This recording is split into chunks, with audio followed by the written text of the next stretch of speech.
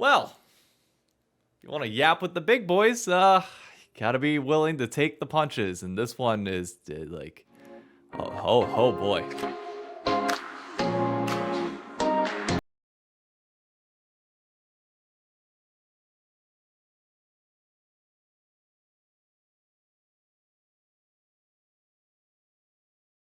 You should see my Twitter mentions right now.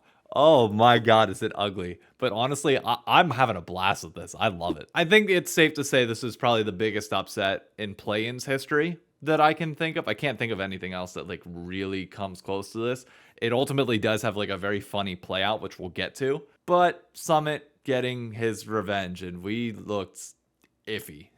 Let's start with game one. We put Sniper on Cassante every single game in this series. Kind of figured we would, just a safe pick to allow him to affect the game in some way, shape, or form, as Summit likely got counterpicked and did whatever he wanted to. I loved our game one draft. The fact that we got the J4, we got the Hui, which Quid is very, very comfortable on. We looked, honestly, not that bad. We got a little hypey at the end, by all means. Like, we started chucking the game at like the 29-minute mark, but oh man, prior to that, like Quid was having a great game with CSing like Chobi, putting out a ton of damage. Like, even though we had moments where we were looking a little lost around the map and we gave over some kills to Draven early, for the most part, like we were ultimately fine and scaling. And it just felt like whenever Quid and River showed up to a fight, we were good. We had good tempo. River was being shut down a little bit early, wasn't able to make all that many plays, but once mid game hit, he was fine. But then things just like got thrown everywhere. Like Summit got a lead early on, wasn't able to clutch it out. It was ultimately, by the end of the game, it was Summit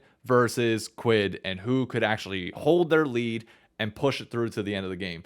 Tomo did have a very good game on Jhin by all means. I think his final score line, like, it's going to be thrown off a little bit by the mess at the end, but like up until that point, I think he was deathless, Quid was deathless. They were both putting out a ton of damage. Game one, I was fine with. Like, that is a normal 100 Thieves experience where like you go up, you get a lead, and then you chuck it a little bit, but then you rebound and you get it back. So game two, when we didn't come back, and yeah, there's not much I can honestly say about game two. I was dead serious when I put out the tweet that I was in a meeting. I legitimately had a meeting from 11 to 11:30, so I wasn't watching the game at all. I tune back in and I see Quid run it down on Aurora 2 straight plays. I'm like, oh, it's just gonna be that. I did see draft. I saw when we locked in Lucian Nami, and I'm thinking, oh, we've never seen Tomo and Ayla play Lucian Nami. I don't know how I feel about this. Ayla on non-engaged champions has always been a little bit hit or miss. But honest to God, it was just Quid getting way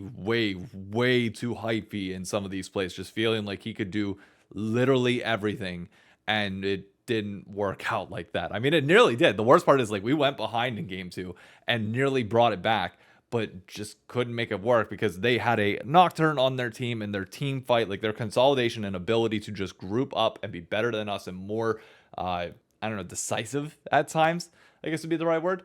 It worked well for them. But I think all anybody's going to really remember from this series, whenever we look back on it now, probably is this game three, which just exacerbated the problems that we had already had earlier in the series to an even more severe extent.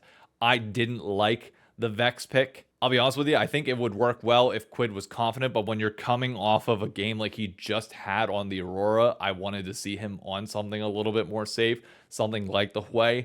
But to have the Vex where it was just like, actually I think Hui might have been banned, I'm not 100% certain, but like the Vex, just, oh man. I saw a lot of people flaming Ayla for that last game. Nah, Ayla doesn't get the flame there. Like, he was trying to make plays, trying to have hooks. Sure, they didn't work out, but like, you got to look at Quid, who allowed 2 early on ganks, was not paying attention to what was going on around him, and just running it in fights. I know he like was trying to go to the back line, and I'm not saying like there could have been any other way of doing it, because with Vex, unfortunately, that is like the nature of it. Like, you have to be able to all in to get all your bursts. So he is going to die a lot, and it's probably going to look worse than it is, but like, he was not playing well, period. River had like one of the most godlike performances in a game that I think I've seen from a North American like representative player in a long time. I mean, my dude was willing us over the edge. Him and Sniper, especially in the later fights of that game, were just finding ways to salvage this whenever Quid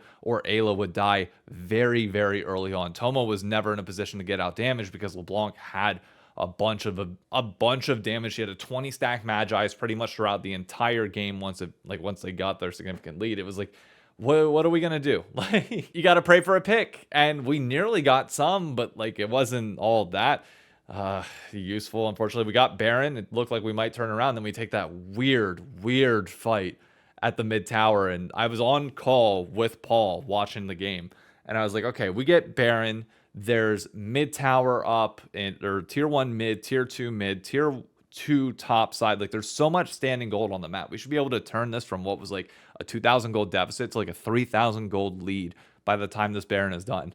And then it turned out to be a 6,000 gold deficit on our side. And it was like, oh my God, no. Was this a massive upset? Yes, it was. Should 100 Thieves fans be worried? A little bit. Yeah, I'm not going to lie to you and say, no, we shouldn't be worried at all. We lost to R7 whenever it should have been a 2-0, a sloppy 2-0, but it should have been a 2-0. And we got to clean it up because we play SBN. We play the PCS 2 seed on Saturday. And if we win that series, which is not a guarantee anymore after this, but I do think Quid will be able to bounce back. Like, this is going to be where we see how good of a coach Golden Glue is, how well he is able to get them to mentally recover from what could be a demoralizing loss and just crash and burn you out of the tournament. Golden Glue literally just did an interview with Travis Gafford that he released yesterday, talking about how whenever 100 Thieves has like these hype moments where they win, they then get too loose and they do too many things that they wouldn't normally do whenever they're calm, cool, and collected, and it causes them problems. And that exact thing is what happened here. They won a game 1 that, you know, they could have lost, but for the most part, they were able to keep it together, and then just got a little loose in game 2, and even looser at the beginning of game 3, specifically for Quid, who, look, this guy is phenomenal, but clearly does have issues with nerves on the stage. We saw it whenever he debuted in the LCS. We saw it when he got his first experience in playoffs. It takes time for him to just settle down and calm down a bit. He's young. That's perfectly fine. I'll tell you, I was honestly impressed with Sniper. I mean, he went behind in lanes pretty significantly, but at Summit, you expect that. His ability to still impact fights later on was pretty damn good. We'll ignore some of the TPs that were a little bit suspect, but like his actual like performance in those team fights, really freaking good. But now things get interesting. Now, like, everybody has turned against us. I'm telling you right now, like, C9 fans, I know I was stoking the flames a little bit on Twitter afterwards, but that's, again, because I'm receiving a lot of shit from them. And unlike other people in the community, I'm not just going to sit here and take it. Y'all didn't make the fucking tournament, so shut the fuck up. I don't care about your opinion. I'll respond to it if I'm getting spammed in my DMs just to jab back at you. But if you think that I care about what you're saying at all, no, I don't. But there's still a ton of time left in this tournament. At the end of the day, if we get out of Swiss stage, like, yes, this loss will still suck and will follow us around. But like, if we get out, now it's through the PCS 2 seed, who is arguably better than R7 is in most people's eyes. And then we'd have to beat either Mad Lions or PSG. So we get like the hardest possible matchup that you would have to get out. So yeah, if we are still able to get out of Swiss stage at this point, yeah, like, okay, we lost early. If we level up, that's fine, which has been the whole motto of this team from the beginning. Like, our goal should be to improve as time goes on. Nobody expected us to come into this tournament and start playing well right away. The only thing that I got my hopes up a little bit on, which I probably shouldn't have, was Azale tweeted out, or not tweeted out, Azale talked about on broadcast yesterday coming into the series about how apparently we were doing really well in scrims. And I feel like you could kind of see that in our drafts, where like game 2 and game 3, like those are confidence drafts where like they're not as easy to execute. It's like you got to be playing well. And maybe we were doing well in scrims with those because we play a little bit more loose. We play a little bit more confident. We play a little bit more eager. But when you get up on that stage, those nerves kick in. All of a sudden, those comps that you were executing and crushing with in scrims, you just aren't able to do on stage. We see that all the time. We see a bunch of picks like that. And that's, hey, you got your series out of the way now. That's fine. You still got more room to go. We're not out of the tournament. Like, I'm not going to worry about this yet. If we go down like 0-1 on Saturday, then yeah, maybe I'll start to get a little bit worried and it's like, oh God. But if we can take care of our business, like I'm fully expecting us to in that series, then we'll be fine. Because I watched Gam play them and Gam blew them out of the water. Like, One of the reasons why I actually kind of like the Aurora pick in game 2 is because Gam did play it in both games and looked pretty freaking good on it. So if we could establish that we were good on it as well, it contests the pick for the series. But now, obviously, we're not going against them. We don't have to worry about that as much. All right, sorry about that. Had to send an email. Still in the middle of the workday. Don't remember where I was at all prior to that. So I'll just close out with this.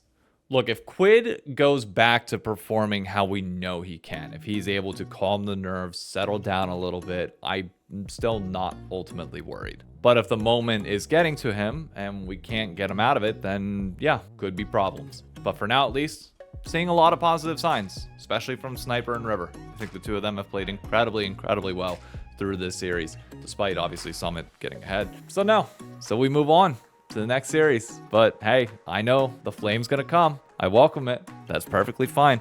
Do what you gotta do.